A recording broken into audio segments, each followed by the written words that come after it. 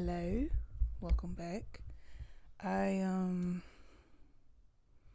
was trying to write down some video ideas. I saw somebody make a reel on the fundamental attribution error, and I was like, writing. I need to do that. I haven't done that in a while.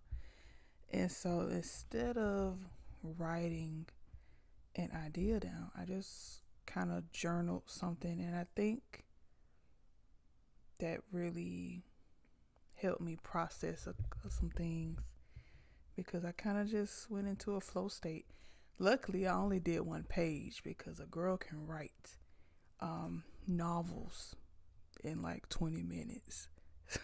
So I just wrote down to the end of the page, and here I am sharing what I wrote.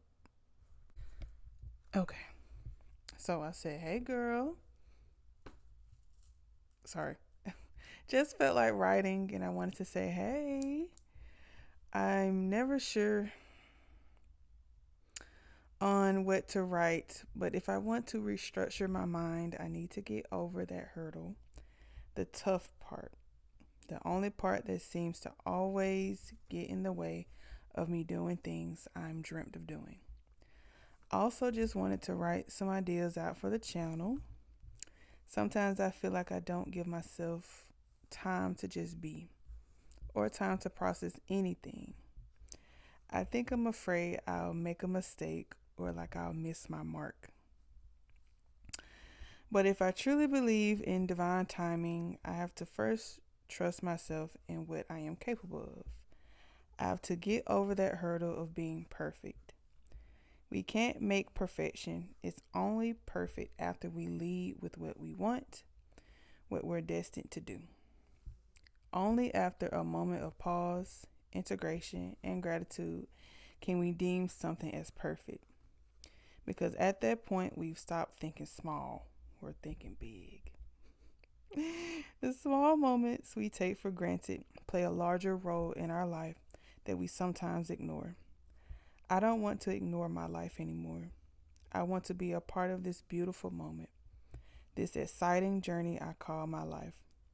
I am stopping to smell the roses no matter what happens around me. I deserve to take full view. Don't know where I stopped. We're just going to go from I don't want to ignore my life anymore. I want to be a part of this beautiful moment, this exciting journey I call my life. I am stopping to smell the roses no matter what happens around me. I deserve to take full view of the beauty, love, and joy that surrounds me because it is only a mere reflection of my truest self.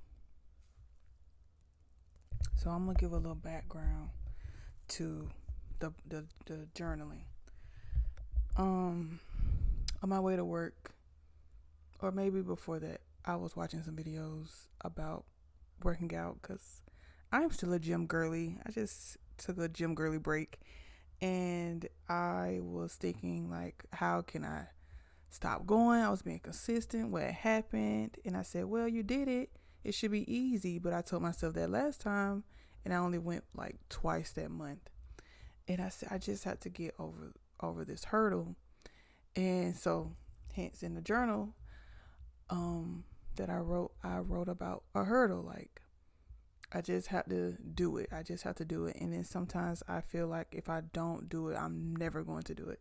And funny enough, I saw a video that talks about how people have this all or nothing mindset, and that they believe that consistency is all or nothing instead of just doing.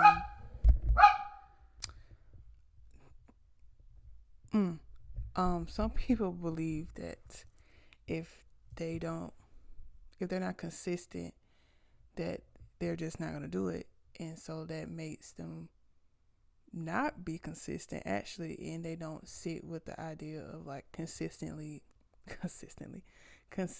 looks different. Like sometimes you're just not going to have it perfect all the time. And so I just thought about that because sometimes I do have a all or nothing mentality, as open-minded as I can be. Sometimes I'm like, if I can't give my all, I'm not fit to do it for real. But I'm learning to just, live with the happy accidents. I think Bob Ross said something like that. And I just feel like I need some restructuring in my life. And I think it also, your mental contributes to that, basically, is what I'm trying to say. And to also bring into the reel I saw on the fundamental attribution error. And I should know this because I'm a psych major.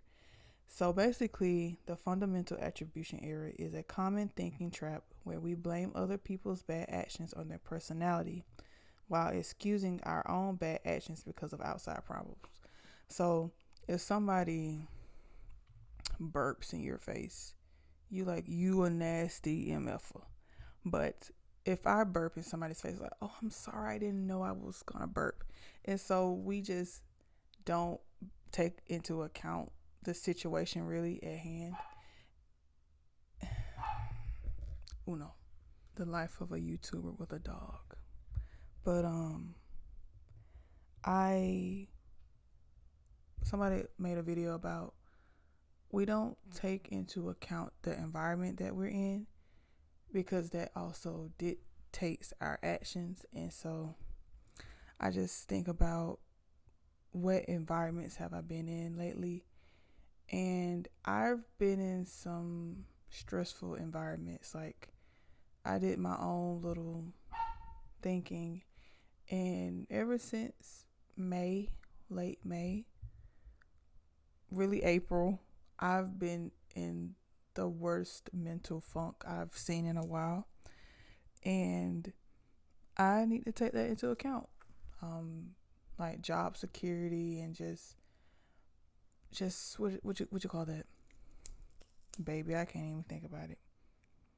It's like on the tip of my tongue.